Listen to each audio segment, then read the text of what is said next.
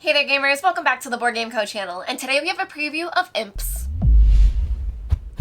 Hey there gamers, it's Professor Meg here, and welcome back to the Board Game Co channel. Today we have a preview of Imps by All Play. Now this is part of a current crowdfunding campaign, so you can check out the link down below for everything that they have planned. There are 3 games that are actually in that whole campaign, so you can go check that out, and there will be other coverage on the channel for the other games that are included. But with that, this is a prototype copy in front of me, so all rules, components, things like that are subject to change, and this is a sponsored preview. Now in Imps, this is going to be a game for 2 players where they're going to be battling head-to-head. It's going to be very fast-paced and snappy, but it's going to use a pick-up and drop system where it's going to be a Mancala style where you have your imps, your implings, and you're going to be maneuvering them around this lava to activate different abilities, but overall you're also going to have your overlords, and they're going to provide a few things for you. They're going to have special abilities, but they're also a way for you to win the game. So you're able to get quite a few victory points for them if you go to end point scoring, but there are 2 ways for this game to end. One of them is going to be hitting the certain end of a track, and then you're going to go into victory points. But if you're able to take out both of your opponent's overlords, you will just win immediately. So with that, let's dive into Imps.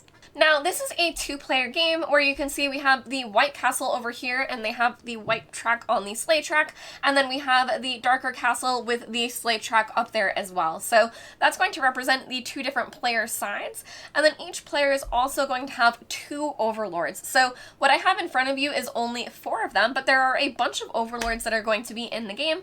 So here we have the glutton as well as the commander for this team over here, and then we have the rock and the heckhound for this team over here. Now, the rules to this game are very straightforward, where you are going to be mostly picking up imps and then dropping them along the board with any implings that you also collected. But there are a few other things that you're able to do as well, such as activating your overlord if they have an active ability. You can also move them forward, so you're going to be able to move them closer and closer to your opponent's castle to hopefully get victory points for yourself at the end of the game.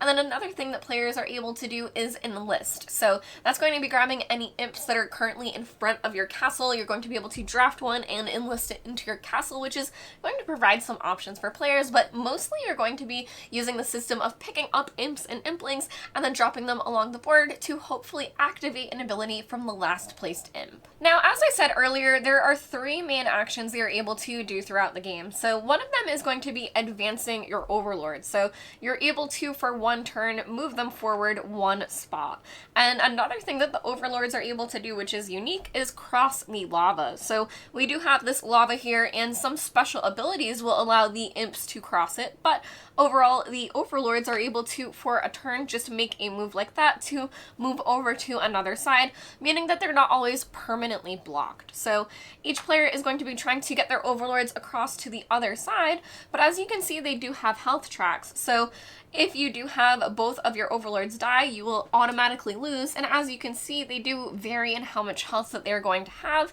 and then they're going to have their different abilities. So some of them are going to be active, such as the heckhound here, which can move back 1 or 2 spaces to heal 1 or 2 HP.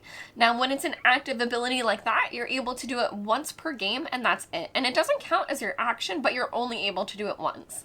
Now, we have the rock over here, who has a passive ability instead, which is that other overlords cannot land on the same space as the rock, meaning that if the rock were forward over here, this overlord would not be able to choose to go to this spot. They would have to move over and then continue down. So that is a passive ability that is always active, as opposed to the active abilities, which you'll activate once per game. Now, just to give you a sense of the other abilities, the glutton over here has an active ability, which is remove 3 implings on the glutton space from the game and move it forward 1 space. So when it was on a space with a lot of these implings, which are going to be starting out along the board, they're able to remove them, which wouldn't count for their sleigh track, but it would still help them remove them from the board, and then they would be able to move forward. Now, finally, there's also the commander, who's able to take a snatcher, shooter, or vaulter imp from anywhere on the board and move it to the commander. So that would be this character's spot. So they're able to draft one of those, because as you can see, there are implings that start out on the board, but players also start with imps in their castle. And with the imps that are in your castle, you are able to activate their special abilities when they are the last placed one. So to take a look finally at what an actual turn is going to look like for the majority of turns you're going to be taking throughout the game, we're going to have this player over here take a turn where they're going to choose to use the Snatcher Imp. Now to do so, we are going to take all of that color in this area, as well as any implings if there were any. So if there had been any over here, we would be picking that one up as well, which would change where all of these are going to land. And then any implings are also placed first before the other imps. So we do have just these two here, which are our Snatcher ones, and we're going to place one here and then one here. Now, when you place an imp in this lava area, you're going to be able to activate its ability when it's the last placed imp. So this one is you're able to move any adjacent imp, impling, or overlord to the Snatcher. For each Snatcher, move one additional. So where we only have one, there aren't any that are left here on the spot. For example, if there had already been one when we landed there, we'd be able to boost this ability. But where there's only the one, we are able to use this to bring our commander here forward one if that's what we would want to do. So that's an example of a turn, but now we're going to have this player over here choose to take a turn, and they're going to pick up these Vaulter Imps over here, and they're going to choose to go 1, 2, 3, and then with the Vaulter Imp, when it's placed last, it's going to jump over the lava. So this is going to be placed over to this side instead. And then they're going to be able to destroy any of the imps or implings on this side times the number of the imps, but they also are not able to damage other Vaulter Imps. So it would be able to damage any of the other imp types if they were on that spot, or the implings, and to do that, you're going to take one of these cubes here and place it on your track. So you can see for the White Castle, they currently have 1 point here on the sleigh track. Now, another thing to note is that you can never pick up just implings, so a turn would not be able to take up both of these and do something with it, but we're going to take another turn now with this player. So we're going to choose to pick up both of these over here because all of these tokens are for all players. So even though this player over here initially sent out those different Vaulter Imps, all players are able to have access to them when they're in this area. So you're going to be able to pick up both of these, place the Impling first, and then you're going to place the Vaulter Imp. Now this Vaulter Imp is going to jump over the lava, but because there are two, you're actually able to do 2 damage. So this player would actually be able to do 2 damage to the rock, or destroy one of these to add to the sleigh track and damage the rock. So we'll have them place one of these over here, and then they will also damage the rock. And as you can see with how I placed this, this is actually the time tracker for one of the ways the game is going to end as well.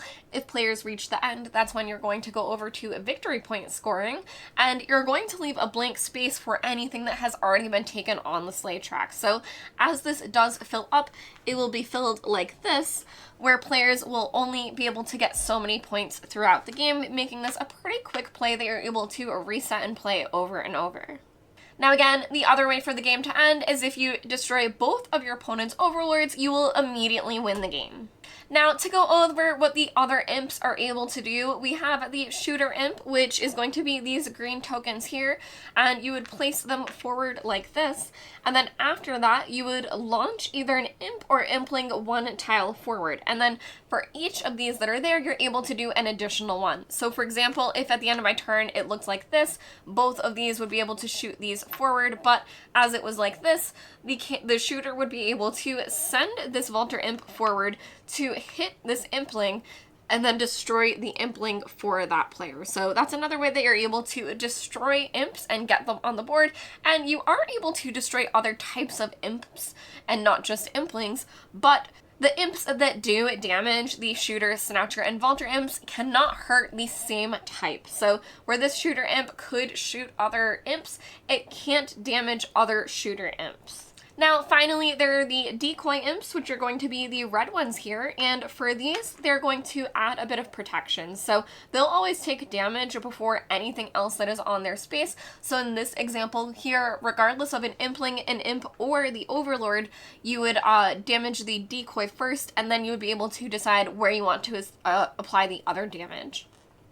Now, finally, if the game does go to endgame scoring, players are going to get 6 VP for each undamaged overlord in the enemy castle. So if they're undamaged and able to make it over to the enemy castle, you're going to get 6 points each, which is absolutely huge. But if they are damaged, you'll still get 4 points for them. So that's going to be points for both players, meaning that if you're able to get, your overlords to each other's castles and they're a little bit damaged each, you'd be able to get 4 points for each of those. Then you're going to get 1 VP for every 2 captured imps or implings on your slay track. So they're not a huge priority, but that is going to be your clock that is advancing you toward the end.